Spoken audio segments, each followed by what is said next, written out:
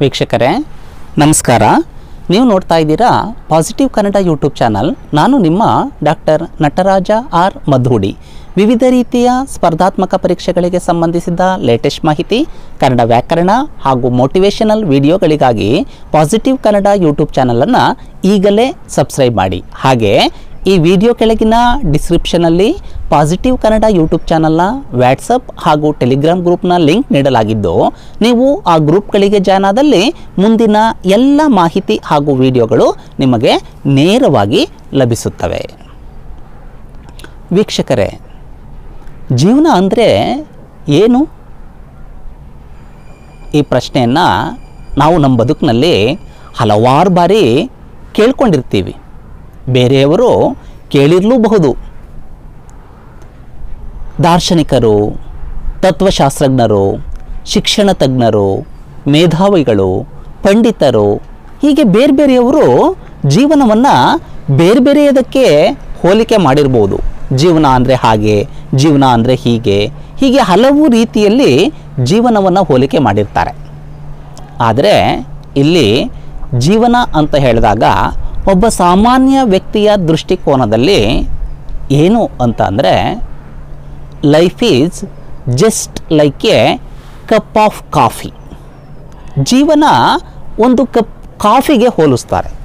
ಇದೇನಿದು, ಇಷ್ಟು ದೊಡ್ಡದಾದಂತಹ, ಇಷ್ಟು ಸಂದಿಗ್ಧವಾದಂತಹ, ಎಷ್ಟೆಲ್ಲ ಆಳ ಅಗಲಗಳನ್ನು ಹೊಂದಿರುವಂತಹ ಈ ಜೀವನವನ್ನು ಕೇವಲ ಒಂದು ಕಪ್ ಕಾಫಿ ಅಥವಾ ಟೀಗೆ ಹೋಲಿಸಬಹುದಾ ಅಂತ ಹೇಳಿದ್ರೆ, ಈ ಘಟನೆಯನ್ನು ಕೇಳಿ ಆನಂತರ ನಾವು ನಿರ್ಧರಿಸೋಣ.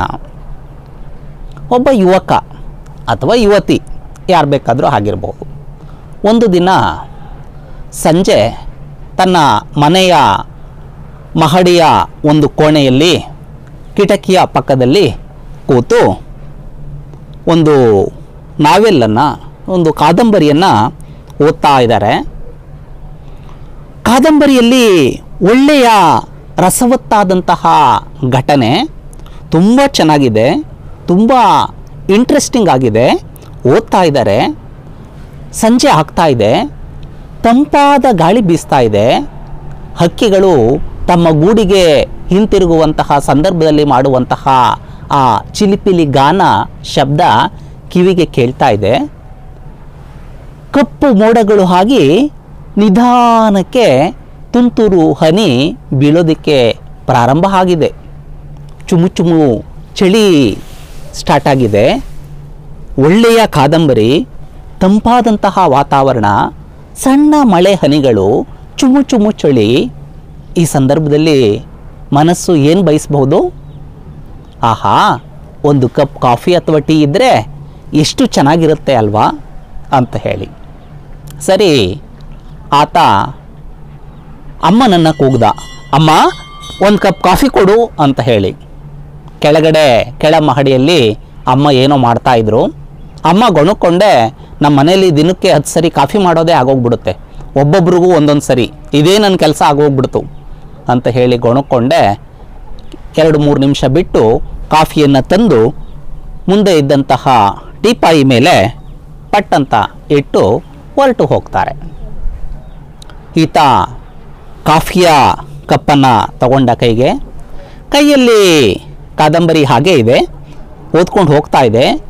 ಒಳ್ಳೆಯ ವಾತಾವರಣ ಇದೆ.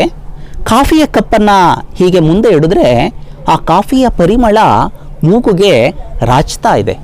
ಆಹಾ, ಎಷ್ಟು ಚೆನ್ನಾಗಿದೆ ಈ ಪರಿಮಳ ಅಂತ ಹೇಳಿ ಆತ ಭಾವಿಸ್ತಾ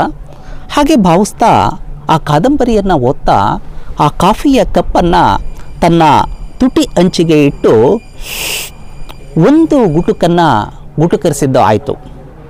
ಅದುವರೆಗೂ ಸಹ ಇದ್ದಂತಹ ಉಲ್ಲಾಸದ ವಾತಾವರಣ, ಒಂದು ಸಂತೋಷ ಮುಗುಳ್ನಗೆ ಎಲ್ಲ ಮಾಯ ಆಗಿ ಇದ್ದಕ್ಕಿದ್ದ ಹಾಗೆ ಮುಖ ಸ್ವಲ್ಪ ಹಿಂಡ್ದಾಗಾಯಿತು.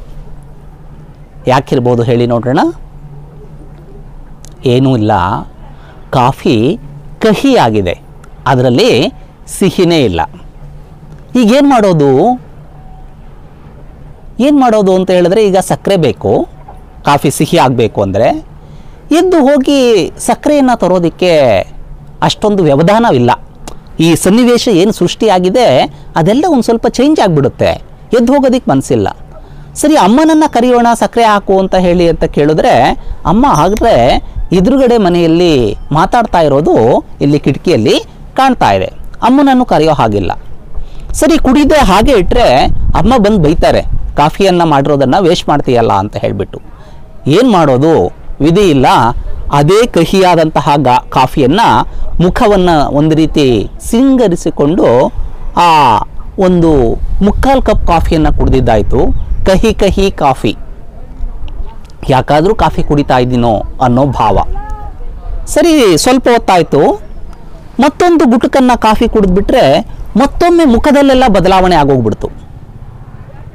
ಯಾಕಿರಬಹುದು? ಈಗ ಇದ್ದಕ್ಕಿದ್ದ ಹಾಗೆ ಸಿಹಿಯ ಪ್ರಮಾಣ ಜಾಸ್ತಿ ಆಗೋಗ್ಬಿಡ್ತು. ಇದೇನಿದು, ಕಹಿ ಕಾಫಿಯಲ್ಲಿ ಸಿಹಿ ಪ್ರಮಾಣ ಹೇಗೆ ಜಾಸ್ತಿ ಆಗೋಗ್ಬಿಡ್ತು ಅಂತ ಯೋಚನೆ ಮಾಡಿದ್ರಾ?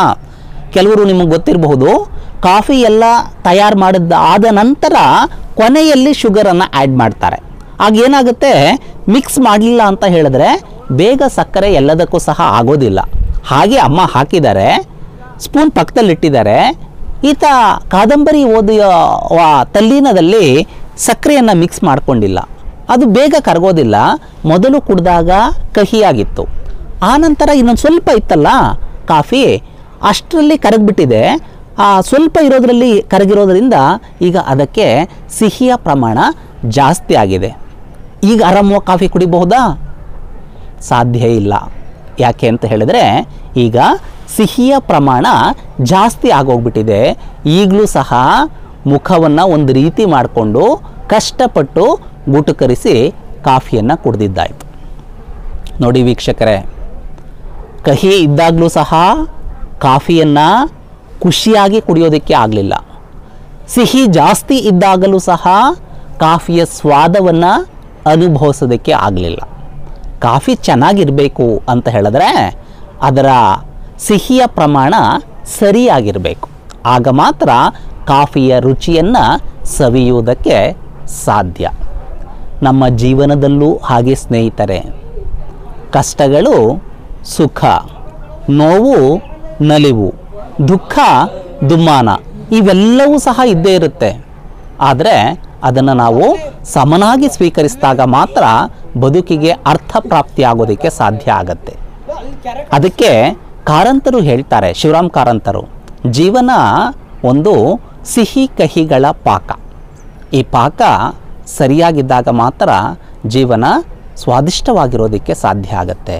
ನಮ್ಮ ಜೀವನದಲ್ಲೂ ಸಹ ನಾವು ಕಷ್ಟ ಸುಖಗಳಿಗೆ, ನಮಗೆ ದುಃಖ ಬಂದಾಗ ಕುಗ್ಗದೆ, ಸುಖ ಬಂದಾಗ ಹಿಗ್ಗದೆ ಬದುಕನ್ನು ಅನುಭವಿಸಿದಾಗ ಮಾತ್ರ ಜೀವನ ಸಾರ್ಥಕ ಆಗೋದಕ್ಕೆ ಸಾಧ್ಯ ಆಗುತ್ತೆ. ಧನ್ಯವಾದ.